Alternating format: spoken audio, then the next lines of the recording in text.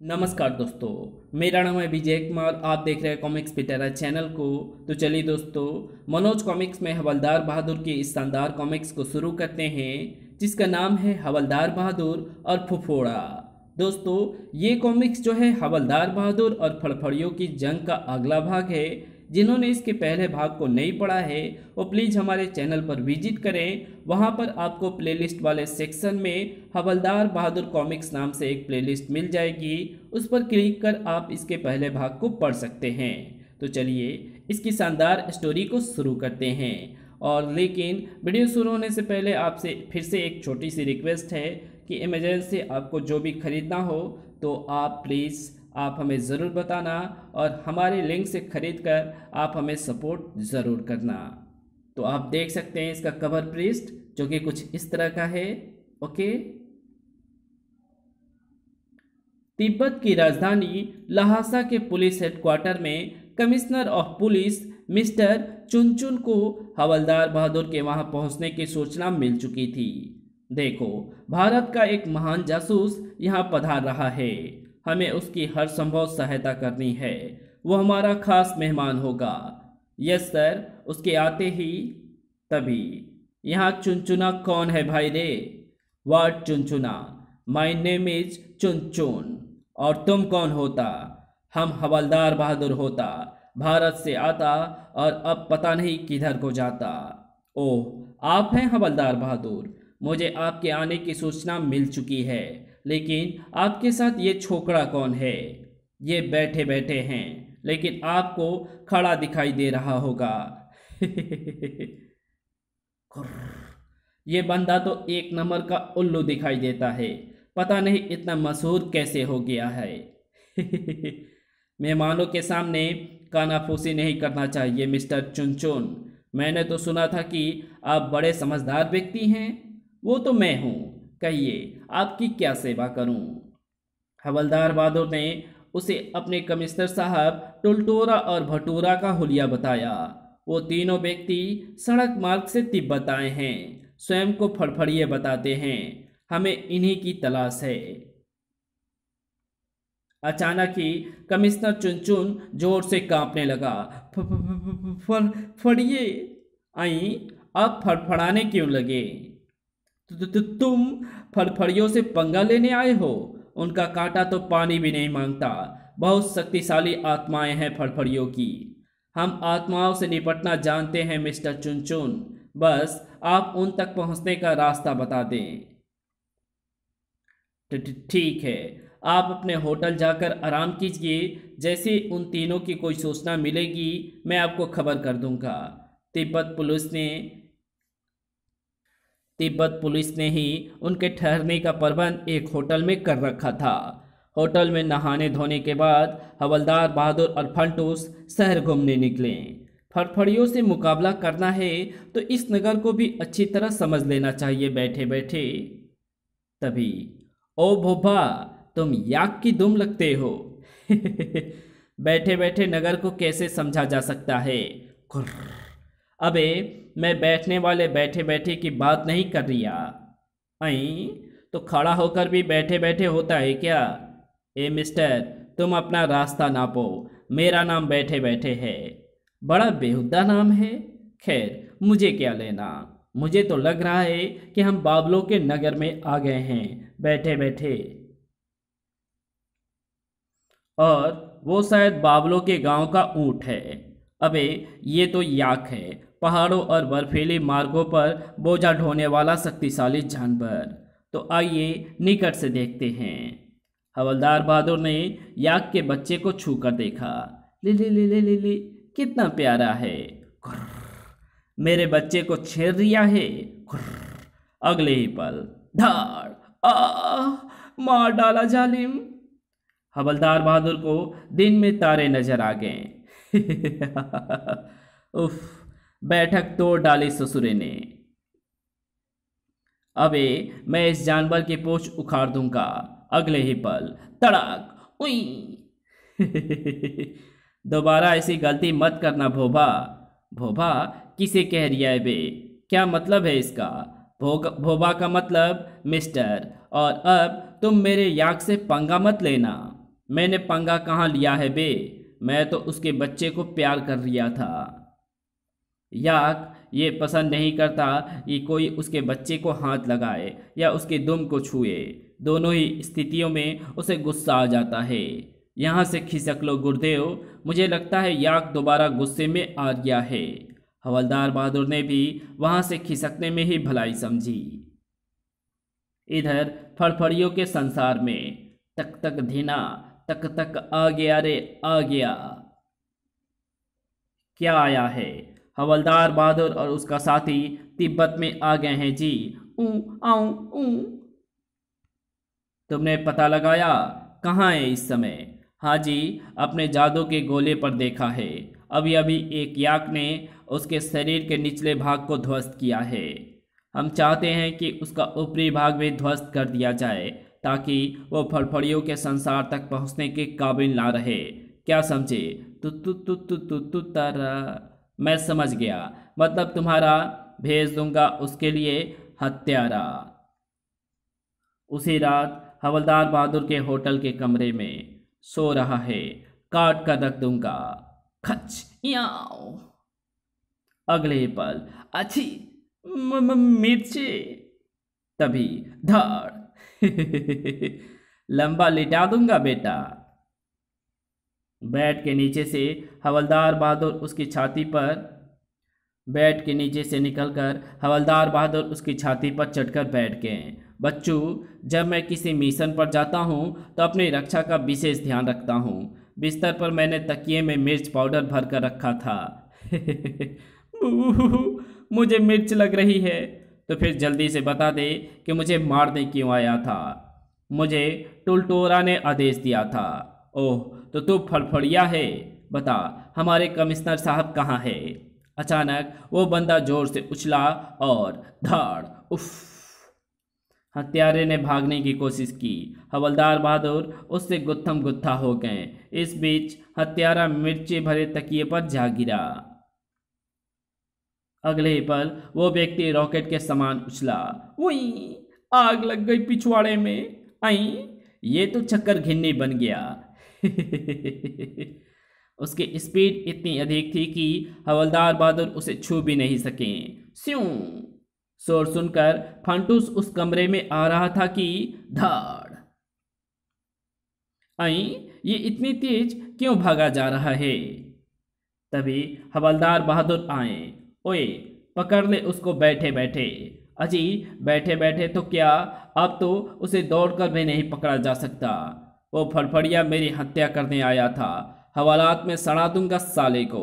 घुर्र। हत्या करने आया था तो इस प्रकार बिदक कर भाग क्यों गया? ससुरे ने अपनी तशरीफ मिर्च भरे तकिए पर धर दी थी। तो ये बात है। सुबह होते ही हवलदार बहादुर पुलिस स्टेशन जा पहुंचे। कौन है वो कमिश्नर चुनचुना? अभी तक हमारी कोई मदद ही नहीं की। चुनचुना नहीं जी, उनका नाम चुनचुन हो। ठीक है, उनसे कहो कि हवलदार बहादुर मिलने आया है। मगर वो तो 1 मास की छुट्टी पर चले गए हैं। आई, अचानक छुट्टी पर क्यों चले गए? अब यहाँ हमारी मदद कौन करेगा? मैं क्या बता सकता हूँ जी। हेडक्वार्टर के बाहर चुनचुना छुट्टी पर चला गया है बैठे बैठे। मुझे लगता है वो डर कर भाग गया है। झापड़ मारकर थुत्था बिगाड़ दूंगा बे। क्या मैं लंगूर हूँ जो वो मुझसे डर कर भाग गया? आपसे डर कर नहीं भागा। फड़फड़ियों का नाम सुनते ही उसका रंग उड़ गया था। मुझे लगता है वो भी फड़फड़ियों से भयभीत है। तो अब हम क्या करें? बैठे बैठे जासूसी करेंगे गुरुदेव। नगरवासियों से फड़फड़ियों के विषय में जानकारी प्राप्त करेंगे। कुछ दूर चलने के बाद उन्होंने एक राहगीर को रोका। ओ भोभा, एक बात बता सकता है? पूछो पूछो। ये फड़फड़िए कहाँ रहते हैं? अगले ही पल, आई, इसको क्या हुआ? वो भी फड़फड़ियों से भयभीत होकर भागा है गुरुदेव। फड़फड़ियों ने सारे शहर को डरा रखा है। हवालात में सड़ा दूंगा साले को। वहां से कुछ ही दूरी पर 2 स्थानीय गुंडे एक शरीफ व्यक्ति को रोके हुए थे। हमें दारू पीने के लिए पैसे देवे। मेरे पास नहीं है। तभी हवलदार बहादुर और फंटूस भी वहां आ पहुंचे। ओए, खुलेआम चाकूबाजी कर रिया है, हवालात में सड़ा दूंगा। गुरुदेव, यहाँ आपकी हवलदारी नहीं चलेगी। हवलदार ने निकट पहुंचकर एक लात जमाए। शरीफ बंदे को लूट रिया है। धाड़। संयोगवश उसी समय एक याक वहां से गुजरा। धड़ाम। आ! याक को अपनी पूंछ से छेड़छाड़ नहीं सुहाती। खुर्र, धाड़, हाय। दूसरे गुंडे ने हवलदार पर हमला किया। उस फंटूस भी मदद के लिए आ पहुंचा। आ ऊ आ। गुंडे का ध्यान पूरी तरह फंटूस की ओर था। हवलदार ने इस मौके का लाभ उठाया। ये संभाल हमारी लात, ये संभाल हमारी हवलदारी लात। ठक। दोनों ही बदमाशों के होश उड़ चुके थे। भागो। पी। वो शरीफ व्यक्ति हवलदार बहादुर के सामने झुक गया। आपका शुक्रिया, आज से आप चूचा चू के दोस्त हुए। चूचा चू, ये क्या चीज होती है बे? ये मेरा नाम है जी। ये नाम है। ऐसा लगता है जैसे किसी की हवा निकल रही है। इसका मजाक मत बनाओ गुरुदेव, इसने तुम्हें दोस्त कहा है तो इसी से फड़फड़ियों के बारे में पूछो। अभी पूछ लेता हूँ बैठे बैठे। यहाँ बैठने की जगह नहीं है जी, आप मेरे घर चलकर बैठना। आइए। ओए, मैं बैठने की बात नहीं कर रहा। मेरे चेले का नाम बैठे बैठे है और मुझे हवलदार बहादुर कहते हैं। अच्छा अच्छा, क्या आप भारत से आए हैं? हाँ, और हमें फड़फड़ियों की तलाश है। फड़फड़िए? ओए, भाग मत जाइयो, तूने मुझे दोस्त बनाया है। हाँ, दोस्त तो बनाया है, और चू चाचू अपने दोस्तों के लिए जान भी दे सकता है। तो फिर हमें फड़फड़ियों तक पहुंचा दे मेरे यार। लेकिन फड़फड़ियों की दुनिया तो बहुत ऊपर, वहाँ पहाड़ों में किसी जगह है। कहीं भी हो, बस तू हमें वहाँ ले चल।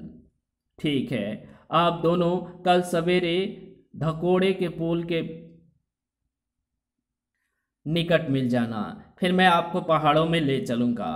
धकोड़े का पुल? ठीक है। अगली सुबह वे धकोड़े के पुल के निकट पहुंच गए। कुछ देर बाद चू चाचू भी दो याकों के साथ वहां पहुंच गया। ओए चू चाचू, ये जानवर क्यों लाया है? ये हमारा बोझा ढोएंगे मित्र। पहाड़ी रास्तों पर तुम स्वयं बोझा उठाकर नहीं चल सकोगे। अच्छा अच्छा, फिर तो ये बहुत काम के जानवर हैं। याक को पुचकारने की कोशिश में हवलदार का हाथ उसके पूंछ से छू गया। याक ने हवलदार बहादुर को एक जोरदार टक्कर मारी। धाड़। आ! कमबख्त ने पिछवाड़ा सेक दिया। ओए गुरुदेव, तुमने याक की पूंछ को हाथ क्यों लगाया? मैं भूल गया था कि पूंछ को छूने से याक बिदक जाता है। आगे से याद रखना मित्र, और हमें यात्रा आरंभ कर देनी चाहिए, क्योंकि रात होने से पूर्व हमें कोई सुरक्षित ठिकाना भी ढूंढना होगा। तो फिर चलो। उनकी पहाड़ी यात्रा आरंभ हुई। तो इन रास्तों को तो जानता है ना चूचा? बहुत अच्छी तरह से। वास्तव में मैं पहाड़ी गाइड ही हूँ और इन पहाड़ों के चप्पे चप्पे से परिचित हूँ। इधर फड़फड़ियों की दुनिया में राजा फुफोड़ा और टुलटोड़ा जादुई गोले के सामने खड़े थे। महाराज, यही चोचिया नाक वाला बंदा हवलदार बहादुर है। तक तक धीना धीना धीना धीना तक। कहाँ जा रहे हैं ये? जा नहीं रहे, आ रहे हैं श्रीमान। डम डम डम डमाडम। आई हमारी दुनिया की ओर आ रहे हैं। रोको उन्हें। बात यह है महाराज कि हमारा कोई भी आदमी उनको रोकने जाने के लिए तैयार नहीं है। क्यों? हमने अपना सबसे शक्तिशाली बंदा हवलदार को ठिकाने लगाने भेजा था, लेकिन उसने हमारे बंदे के ऐसी जगह मिर्च लगाई कि वो बेचारा अभी तक तड़प रहा है, और उसकी हालत देखकर हमारा हर एक आदमी हवलदार बहादुर से डरने लगा है। तो तुम भी कोई ऐसी तरकीब सोचो जिससे हवलदार हमारी दुनिया में ना पहुंच सके। एक ही तरकीब है, अगर हम उनके गाइड का अपहरण करा लें तो वो पहाड़ों में भटक जाएंगे और हम तक नहीं पहुंच सकेंगे। बहुत अच्छी तरकीब सोची है। आओ दोनों मिलकर नाचते हैं। ला ला ला ऊ आऊ ऊ। इधर हवलदार बहादुर का काफिला सारे दिन की यात्रा करने के बाद एक पहाड़ी गुफा के निकट पहुंच गया। बस बे चूं चा चूं, अब और नहीं चला जाता, तो यहीं पड़ाव डाल देते हैं। रात को इस गुफा में सो जाएंगे, लेकिन इस क्षेत्र में पहाड़ी जानवरों का खतरा भी है। ओए, मैं किसी जानवर से नहीं डरता, तुम दोनों गुफा में जाकर सो जाओ, मैं बाहर बैठकर पहरा देता हूँ। फंटूस और चूं चा चूं गुफा में घुस गए। बहुत थकान है भापा, मैं तो जल्दी से सो जाता हूँ, मुझे भी नींद आ रही है। हवलदार बहादुर अकेले ही बाहर बैठे हुए थे। नींद तो मुझे भी आ रही है। आधी रात गुजर चुकी थी। हवलदार नींद में झूम रहे थे, इसलिए इस पहाड़ी छिपकली को ना देख सकें। छिपकली को शायद ठिकाने की तलाश थी। वो हवलदार बहादुर के पैंट में घुस गई कुछ ही क्षणों बाद। ये कौन मुझे गुदगुदी कर रिया है? गुदगुदी तेजी से होने लगी तो उछल पड़े। ओए, पैंट के बीच कुछ बढ़ गया है। गुदगुदी बढ़ती ही जा रही थी। उछल कूद करते हुए उनका पांव एक ढीले पत्थर पर पड़ा। रपट। अगले ही पल वो साइड वाले ढलान पर लुढ़क गए। ढलान काफी नीचे तक चली गई थी। आ आ आ इस कहानी को यहीं समाप्त करते हैं। इसके आगे की कहानी पढ़ेंगे इसके पार्ट 2 में, तो मिलते हैं इसके दूसरे पार्ट में। तब तक के लिए बाय। अगर आपको ये वीडियो पसंद आई हो तो इस वीडियो को लाइक शेयर कमेंट ज़रूर कर देना। चैनल पर नए हो तो चैनल को सब्सक्राइब कर ऑल नोटिफिकेशन को सिलेक्ट ज़रूर कर लेना। और हमारे दूसरे चैनल डिवाइन टेक्नोलॉजी और रियल इंस्पायरिंग स्टोरी को ज़रूर से सब्सक्राइब कर लेना। Thanks for watching my videos.